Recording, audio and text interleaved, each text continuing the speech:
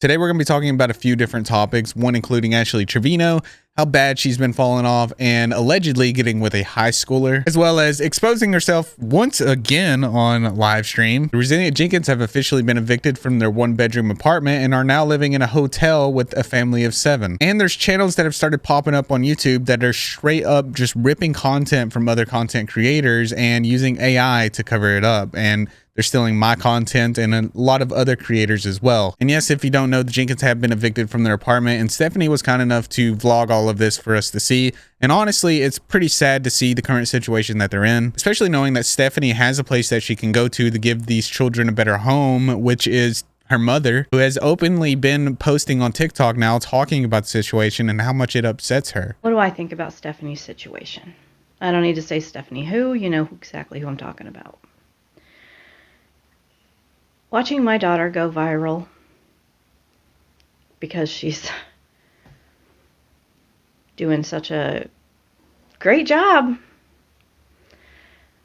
has been one of the hardest things I have ever had to sit back and watch. Watching my daughter make decisions to stay with a man who clearly does not care about her, doesn't care about those children. I can only imagine it being pretty difficult to have to just stand by and watch as your own daughter makes horrible decisions, all while knowing that the man that she's with doesn't care about her at all, but she thinks that he does. And from everything that we've been presented with online, the story that's painted of Drew is not good for us either. And it's pretty clear that what's happening is not good. How do two parents let it get so bad to where they're having to live in a hotel with a family of 7? Somebody is not exerting much energy there, and they're not trying that hard. Because let's face it, if Drew had a job that was making enough money, he could help support them. And he will have to sacrifice a lot of time in order to do that, but every time we see him, he's got a headset on his head playing video games. He's not willing to sacrifice that. And we're all watching it unfold while Stephanie's thinking that we're just haters and we hate to see people that are poor happy. Like, that makes total sense. Continues to bring her down. Keeps her from even having the sense to reach out to her family and ask for help.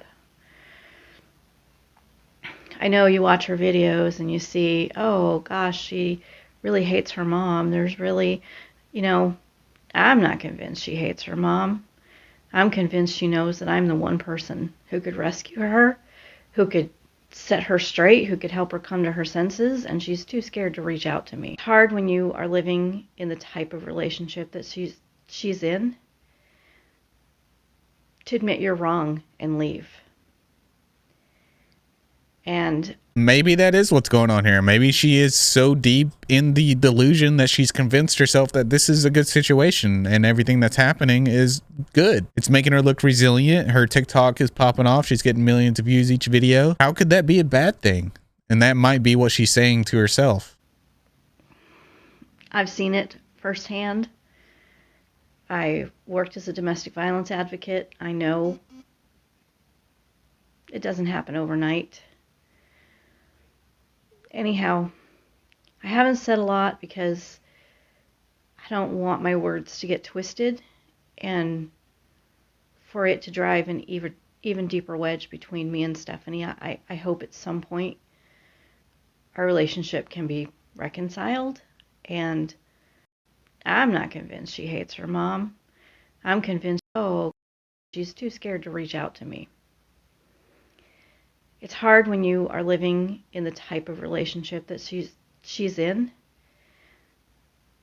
to admit you're wrong and leave. That is true. Some people that get into these type of situations, it can become difficult for them to dig themselves out of the hole that they put themselves in because they don't want to be wrong. And pride is a terrible thing to die to. You don't want to die on the hill of pride. You don't want to just sacrifice everything based off of you being right, because at the end of the day, there's kids involved, and who cares about being right when you can help other people, including herself and her kids. I hope at some point our relationship can be reconciled and we can move past this. And I haven't seen my grandkids in over a year. I have a new grandbaby who I've only seen on social media when other people post videos of my grandbaby. The whole situation is heartbreaking, and I have no other words to say about it. But I've been asked, and I've decided just to at least clear the air a little bit. Anyhow, I am here for Stephanie. But make no mistake, I have absolutely no room in my heart, in my home, or anywhere in my... I just can't even go there. Drew's not welcome here. He's not welcome. Imagine this. You're driving home after a long day and out of nowhere, bam, a car slams into you. Your life is flipped upside down in just a matter of seconds. But what happens next? Mountains of paperwork, endless phone calls with insurance companies, and the fear of not getting what you deserve. Most of us wouldn't know where to start, myself included, because when you call a lawyer, you're suddenly drowning in legal jargon, hidden fees, and delays. It begins to feel impossible to navigate the system and to fight for the compensation that you're entitled to. That's where Morgan & Morgan comes in. As America's largest injury law firm, they've completely modernized the process. From submitting a claim to communicating with your legal team, everything can be done right from your smartphone. It's as simple as a few clicks. And the great thing is that Morgan & Morgan doesn't settle for lowball offers. Just recently, they helped a client in Florida win $12 million, 34 times what the insurance company initially offered. And in Philadelphia, they secured $26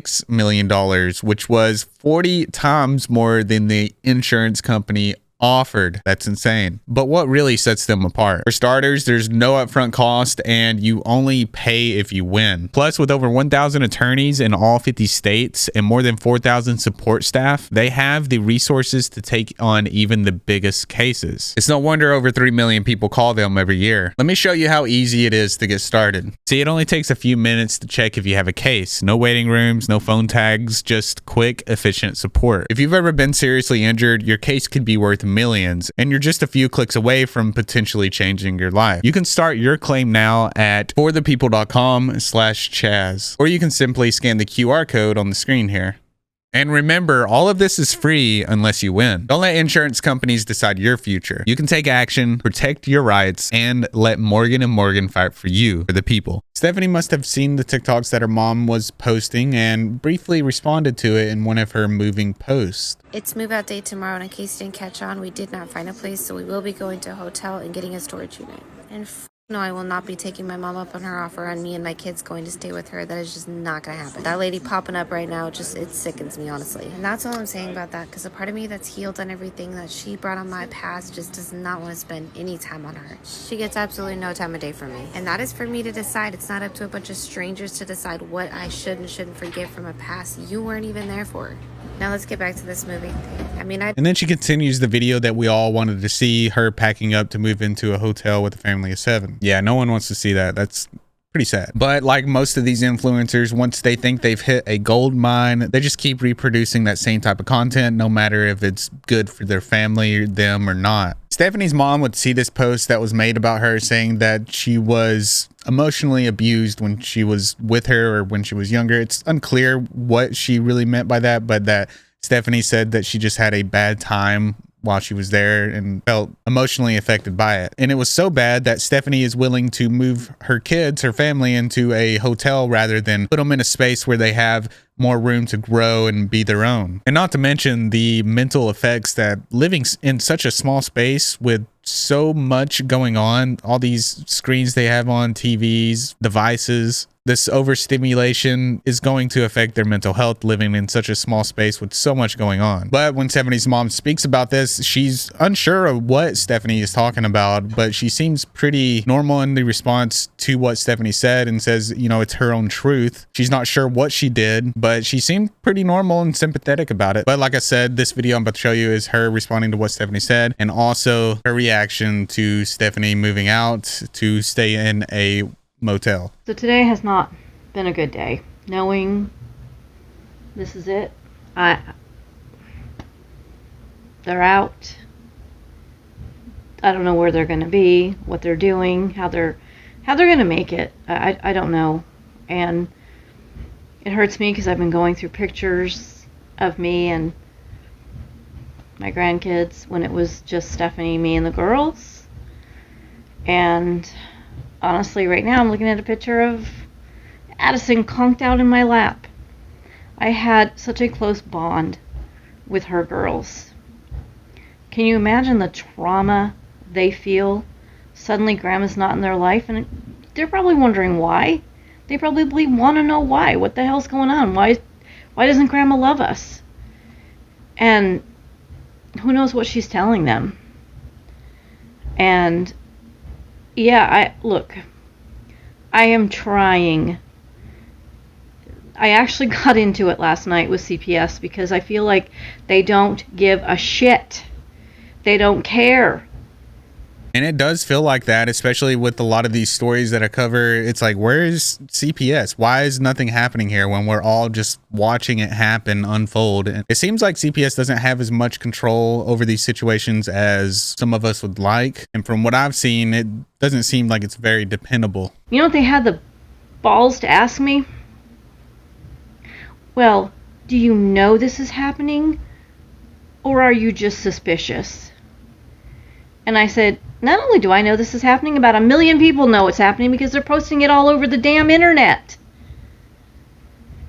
I don't know how to feel about all of this, but I can tell you one thing for sure. I wish grandparents had more rights in the state of Oregon. I wish there was more I could do. I wish whatever this thing is between me and Stephanie, I mean, I'm so confused. She has 5 siblings, and I have a great relationship with all 5 of them. So this trauma that she's talking about, I mean, I don't want to say it's not real for her because I'm not going to take away how she feels. I just don't get it. Was I a perfect mom? Hell no. But what the fuck is she doing? And why, when I'm right here wanting to help her? It is Stephanie's truth, and we don't know what happened between them two in order for her to not want to go back, but we've seen Stephanie making some not so good choices, and it's hard to say whether what she's doing now, not going back to her mom, is another bad choice. But it wouldn't fall too far from the bad choices she's been making this whole time. Stephanie and Drew had plenty of time to figure out the housing situation before they got evicted, but they didn't. And now the consequence of that is that they're staying in a motel with a family of 7. Did she turn around and say I'm doing it for views and monetary reason? I have a damn good job. I make a good living. I'm fine. I don't need money off of views. As a matter of fact, if y'all want to stop following me so that she doesn't think I'm just doing it for followers, go for it. My entire platform was based on politics and the shit going on in our country right now, and the fact that I just want it to be fair for everybody and human rights for everybody. I never ever intended to post anything about Stephanie and this shit. It's frustrating, beyond frustrating. And I just, one thing I wanted to address, people keep asking, would I take Deshaun too? Why the hell wouldn't I take Deshaun? But I would only take him long enough to help Desiree get him back. Because for God's sakes, that woman deserves her kid. It's ridiculous. They fucking lied to me about that. Stephanie told me that when she met Drew, Deshaun's mom had abandoned him years before. The bullshit lies that have come out of those two mouths since they got together, it just, there's too much to say. And I don't find that too hard to believe, considering that Drew lied about paying child support, and Stephanie's over here backtracking on everything she says about Drew, where she would complain about Drew but then say she didn't really mean it like that. And the fact that Stephanie said that she didn't smoke, but there was plenty of videos, old videos that she posted where she showed herself smoking. Stephanie and Drew being together, definitely not a good thing. And yeah, look, you're not getting the sweet-spoken, soft grandmother that you got the other day talking. I'm pissed. I'm pissed because my daughter is choosing to put those kids into a fucking hotel room instead of coming here and just making whatever the she's got going on between us work. Because she wants her man. Her man she manifested. Yeah, it's a really sad situation whenever someone gets stuck in a relationship like this, thinking they're in a good relationship, but really it's toxic. And she's putting Drew over her own kids, forcing everybody to live in a hotel, motel where they could just go live with her mom, have enough room and grow and have more of a loving environment. And of course, people can't look away from this situation because it's extremely messed up and weird that she's recording all of this. And frankly, like I said, sad that the kids are living in this type of situation. But of course, she isn't going to stop doing this now, especially since she's getting millions of views on each video that she posts. She's finally achieved what she's always dreamed of, which is being an influencer on TikTok, I guess. But unfortunately for all the wrong reasons, but she doesn't see it that way. And the only way that this will stop is if CPS gets involved or something else happens. In fact, on one of her videos, she says, "Y'all so mad about our life and it's not even yours. You can't stand to admit all there is to see is a happy family. No matter what it is thrown our way, we stay united." And she put you and then united. We stay united, happy, grateful, and resilient. Which is a great mindset, but you're living in a hotel with 7 people. This could have been prevented. What are they doing with all the money they're making on TikTok? Why doesn't anybody have a job? What's going on here? And the final and biggest question is, why didn't they prepare? Why didn't they have something selected, something to move into? Because they knew that they were being evicted. And I think you know the answer to that if you've kept up with anything to do with the Resilient Jenkins. Remember the video, or maybe you don't, maybe you didn't see it, but the Resilient Jenkins uploaded a video about putting their cats outside and that they were getting rid of them and that they were just going to throw them outside because that's where they want to be. And it's wrong of you to not put them outside if that's where they want to go. After debating for some time, we decided we will not have indoor cats when we move. Prior to me and Drew getting together, I had one cat and he had one cat. The cat that he had was a stray that came in from outside, and the cat that I had was a cat that I received from a friend. Becoming a family, we brought in 2 other stray cats. So at one point we did have 4 cats in this apartment. That seriously did not last long, not even more than a couple of weeks. And then my cat Conscious, who's always been a free spirit, wanted to go outside, and so we let her do so. It's always been my opinion that if you have cats and they act like they want to go outside, let them outside. They're animals. And I don't mean for that to sound any bit insensitive. To me, it seems like you're doing the cat a disfavor when they're asking to go outside. That's where they want to be happy, and you're not letting them go. And let's be honest, as much as we love our fur babies, they sure do mess up the inside. I won't miss waking up to cat hair all over my counters. And yes, I am aware that's probably more than likely why we dealt with a flea issue to begin with. We just wanted our kids to experience having their fur babies inside with all the cuddles they wanted. But we feel now it's just the best interest in all of our family members to have them just be outdoor kitties. That does not mean we just stick them outside and not take care of them. Our cats still get plenty of cuddles and they get fed every day. But this way, they get to be the free spirits they like to be outside, and we can go about preventing some of the damages that cats bring to a home, as well as all the cat hair. But we always still love our fur babies. She tries very hard in this video to frame it in a way to make it seem like she's doing the cats a favor. But people have found footage of Drew throwing one of the cats back outside when it came inside. So what do you do, Stephanie, when a cat wants to come inside? You don't let them stay inside? You just throw them back outside? As you can see in this video, when the cat runs inside after Drew had the door open, he grabs the cat and then just throws it right back outside. And she says they're not going to be taken care of. They're still going to be taken care of outside, but a neighbor has found one of the cats and it is in horrible condition. It's not taken care of. So there's the kitty. So I'm gonna see if I can get her. See if she will trust me enough to grab her. There she is. Hi, kitty.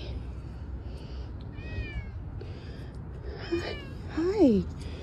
Oh, poor baby. You are so thin. Come here. Okay, let me see if she's gonna let me grab her. Hi.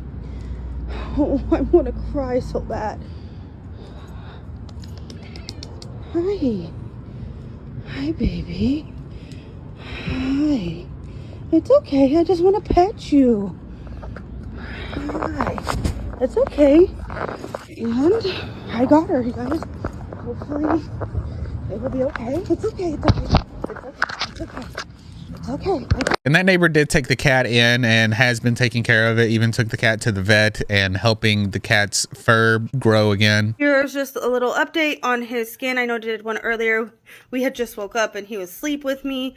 This is what his skin and his fur is looking like. It is growing back beautifully. The vet did say that he may have some patches that don't grow back, or it may not grow back fully.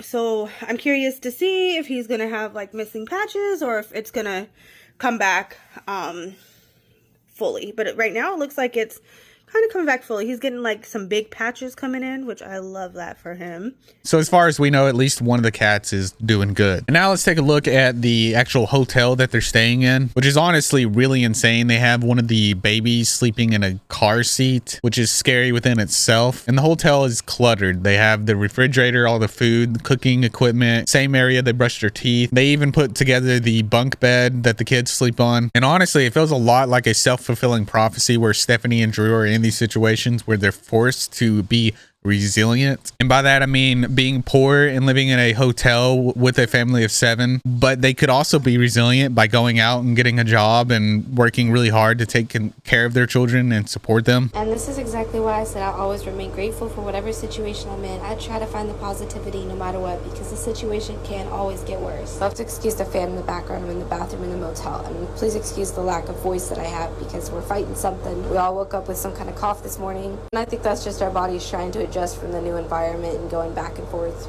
But let me get back to it. A little over a week ago today, I had a dishwasher that was somewhat working. I had a kitchen sink, I had a stove, I had a kitchen. Yeah, it was small, but it was more than what we're working with now. And a lot of you wanted to put down that situation that we were living in. I mean, albeit it was definitely not ideal for our size of a family we have now, but there was a lot of positivity about it too. And I think that's just because we had really spent the time to make that situation work for our family. While we were packing up the U-Haul, Drew and I noticed we really did have that place organized to fit for our family. Drew and I both really like the concept of a tiny home as long as it has well organization to it, but ideally said tiny home would be on a plot of land. Also, the tiny home that we envision has a space and a nook for everybody. Everybody's provided their own little private area. We still get to remain the close-knit family that we are. And that's just a little bit about our goals and how we try to stay positive in every situation we're in. Okay, bye-bye now.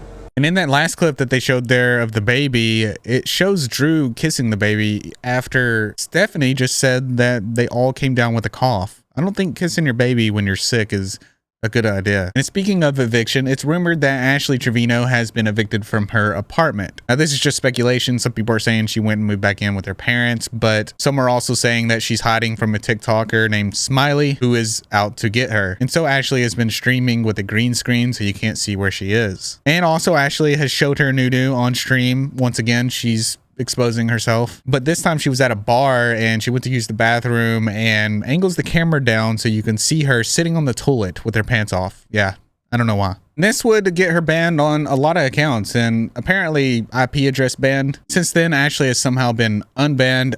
I don't know how. It honestly surprises me. I don't get it. But the rumor is that she's using a different device so that way her IP's not being tracked. I don't know. I still don't understand how she just isn't completely banned. Maybe she's on a different account. But from what I thought, this was her main account, which, I mean, she's live right now on TikTok. Make it make sense how somebody can expose themselves so many times on TikTok and not get completely banned. And of course, all of this only inflates her ego even more with her saying stuff like this. Some of y'all were kind of upset that I'm coming. Are y'all mad because I'm gonna take your men? Or do they want to know how it smells? Which one is it? Maybe a baby daddy, inmate, or free? I can take whoever I want. Remember that. We are not the same, baby girl. And also, I heard y'all were the baddest moms on the internet. Maybe I should join that crew, right? I want to be a bad mom. See y'all soon. Oh yeah, and whenever she was banned, she would show up on her daughter's live streams to try to get people to buy her merch. And her account was also banned, but it came back as well. But Ashley's return wasn't all that sweet because she was finding it difficult to get donations from people. Where she would go live and battle with Heartbreaky and wouldn't receive any donations, saying that everybody was just asleep. Oh my God! Guys, go together. This is crazy.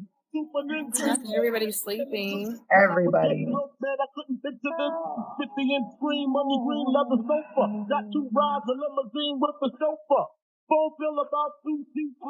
No need to worry, my accountant handles that. And my I'll be like, hello, sir. everything, no Wake up. Hello, hello. Now my mom put the hat with nicks on the back. Godspeed, you guys. Taps and roses, taps and roses. Everybody's fucking sleeping, bro. She's also started couponing, and there's nothing wrong with couponing at all. It's a great way to save money. But Ashley Trevino couponing is out of this world, in my opinion, considering she calls people broke all the time and makes fun of them because they're not as rich as she is. So given that, I don't really see her being the type to coupon unless she really has to. Second one today at Target. And that included detergent. I'm a detergent freak. I got the Persil Original Scent Liquid Laundry Detergent, 64 loads for $12.99. Then I got the Purex with crystals, fragrance lavender.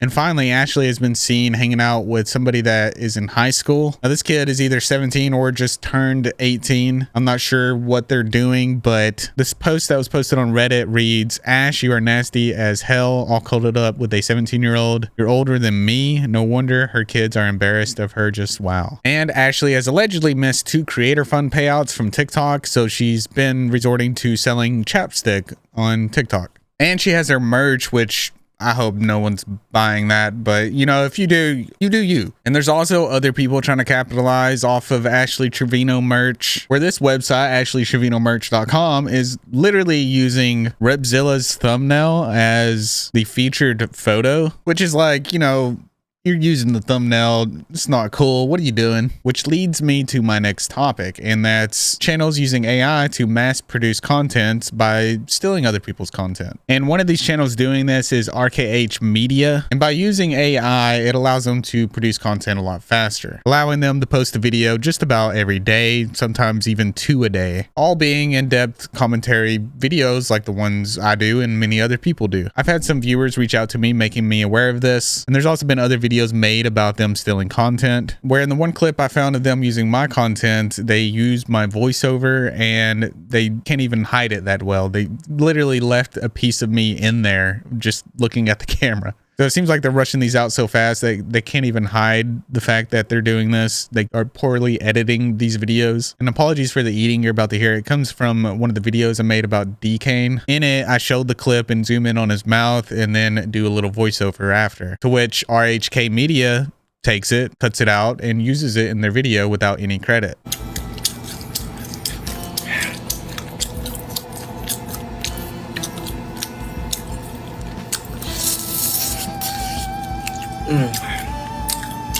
Which, hey, I guess intentionally or unintentionally, he is reaching a whole new audience with his ASMR style eating. And it happens very fast there, but you can see a glimpse of me right before he ends it and switches it to another scene. And I don't care if people use my content. It's just courtesy if you know, say where you got it from, who that creator was. Just being polite. It's a little bit of a slap in the face when people don't credit you, and I understand sometimes, you know, mistakes happen and you may forget to credit somebody, and that's completely okay. But this creator has patterns of doing this over and over without any credit to anyone. And another channel that's similar to the one I just showed you that has spawned onto YouTube, and this one's called Dark Talk, where they did a Leslie Clark video, and the opening scene is literally Repzilla's thumbnail just cut out. And the script of the video sound oddly familiar to Repzilla's original video. So I was sure to message Repzilla and let him know, saying this channel stole your content, to which he confirmed saying, I checked it out and yeah, you're right. That's pretty wild. Looks like they took some inspiration from my script too, even though it's reworded. Appreciate you pointing it out. And essentially what these type of channels do is that they use an AI voice in order to read scripts, and they get these scripts from YouTubers like myself or Repzilla. They'll copy that transcript, paste it into ChatGPT, and just have AI rewrite it. And I wouldn't be surprised if this was another channel that RKH has done, considering that these are RKH's thumbnails and these are Dark Talk's thumbnails. They look very similar, so I just wanted to share this with everybody because I was getting messages. People were coming to me saying that they were stealing my content, and I just wanted to make this aware for you because these channels are starting to happen more often, and to keep an eye out for them. One more thing before I go, there should be a fundraiser attached to this video. If you have $1 to spare or anything, feel free to donate to that, and thank you. But with all that said, thank you for watching, and I'll see you in the next video.